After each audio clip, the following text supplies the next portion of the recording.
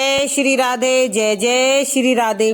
भक्तजनों, आज की कथा में मत्स्य चरित्र का बारे में बताएंगे कि जब राजा परीक्षित ने सुखदेव जी से कहा कि मैं आपसे भगवान के मत्स्य चरित्र की कथा सुनना चाहता हूँ, भगवान ने क्यों मत्स्य अवतार लिया, तब सुखदेव जी बोले, राजन, गो ब्राह्मण देवता वेद और धर्म अर्थ की रक्षा करने की इच्छा से भगवान शरीर धारण करते हैं और कल्पांत में जब ब्रह्मा की निद्रा के कारण संसार का प्रलय हुआ, पृथ्वी आदि सब लोग समुद्र में डूब गए थे और उसी समय ब्रह्मा के मुख से निकले हुए वेदों को हैग्रीव देते हर कर ले गया था। उस असुर के मारने को भगवान ने मछली का रूप धारण किया था। सत्यव्रत नाम का एक राज ऋषि केवल जल का पान करता हुआ नारायण में एकाग्र बुद्धि लगाकर तप करता था। इस तरह महाकल्प में सूर्य का पुत्र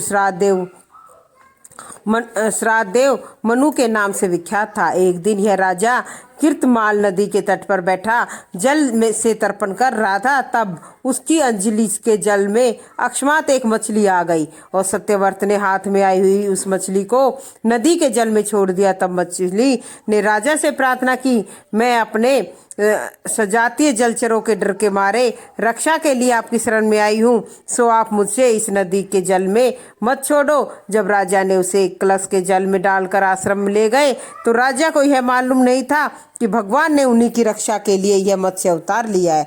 जब राजा सुबह उठा तो देखा मछली रात में इतनी बड़ी हो गई कि कलश में उसके रहने की जगह छोटी पड़ गई। तब वह मछली राजा से बोली कि कमंडल में रहने से मुझे कष्ट हो रहा है, आप करके कोई बड़ा स्थान मुझे बताइए। तब राजा ने कमंडल से निकालकर उसे जल में के कुंड में डाल दिया। तब उसे जाते मछली को 2 घड़ी में 3 हाथ लंबी हो गई। फिर राजा से कहने लगी, मुझे यहाँ बड़ा स्थान रहने के लिए दो। तब राजा ने उस मछली को कुंड से निकालकर सरोवर में डाल दिया।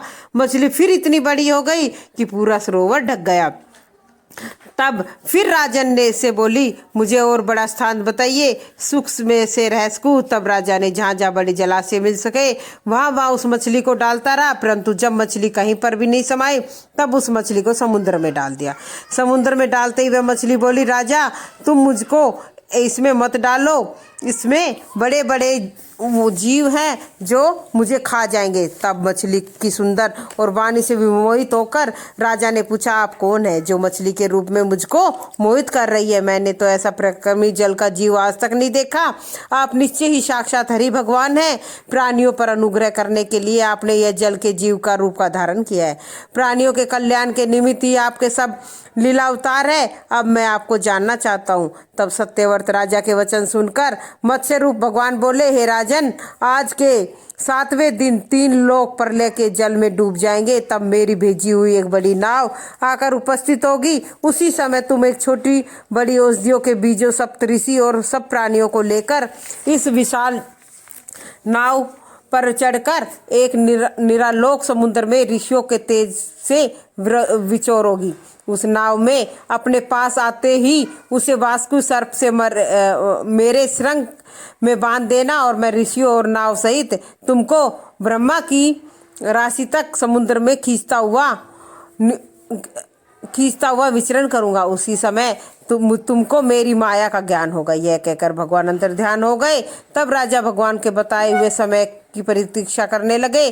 तभी घोर बारिश होने लगी और समुद्री अपनी मर्यादा को उल्लंघन कर इतना बड़ा दिखाई देने लगा कि संपूर्ण पृथ्वी में जल से डूबने लगी। तभी भगवान की भेजी हुई नाव आ गई। राजा उस पर सप्तऋषि और संपूर्ण औषधियों के बीजों को लेकर चढ़ गया। तब ऋषि प्रसन्न होकर राजा से कहने लगे, हे राजन, केशव भगवान का तुम ध्यान करो, वही भगवान हमारे इस संकट को दूर कर हमारा कल्याण करेंगे। तब राजा के ध्यान करने पर उस महासागर में एक सिंह वाले सुवर्ण का मत्स्य दिखाई दिया, जिसका विस्तार 1 लाख योजन का था। तब राजा ने भगवान की आज्ञा के अनुसार वासुकि सर्प की रस्सी से नाव को सिंह में बांधकर भगवान की स्तुति करने लगे कि यह अज्ञानी प्राणी अपने कर्म के वचनों से बंधा हुआ सुख की इच्छा से महादुखीदायी कर्म करता है। वह सुख कर्म की दुर्बुद्धि से आपकी सेवा से नष्ट हो जाती है। भगवान आप हमारे गुरु हो, आप हमारे हृदय के ग्रंथि को काट डालिए। आपके अनुग्रह से ही प्राणी अज्ञान से उत्पन्न मल को ऐसे त्याग देता है जैसे अग्नि के लगने से स्वर्ण अपने मैल को त्याग देता है और स्वच्छ हो जाता है। हे भगवान, अन्य देवता, गुरु, मनुष्य सब मिलकर ही आपकी कृपा का 10,000वां भाग भी नहीं कर सकते। ईश्वर, मैं आपकी शरण में आया हूँ, सो आप परम अर्थ के दीपक रूप वचनों से मेरे हृदय के गांठों को खोलकर मेरे हृदय में अपने आनंद स्वरूप का प्रकाश भरो। तब राजा की प्रार्थना सुनकर प्रसन्न हो मत्स्य रूपी भगवान ने महासागर में विचरण करते हुए राजा को तत्व का उपदेश दिया और राजा को सांख्य योग की क्रिया से युक्त अत्यंत गुप्त मत्स्य पुराण सुनाया। इन्हीं मत्स्य रूप भगवान ने प्रलय के अंत में हैग्रीव नाम के असुर को मारकर सोकर उठे हुए ब्रह्मा के लिए वेद ला दिए थे। यही सत्यव्रत राजा ज्ञान विज्ञान से युक्त विष्णु भगवान की कृपा से इस कल्प में वैवस्वत मनु हुआ। इसी के साथ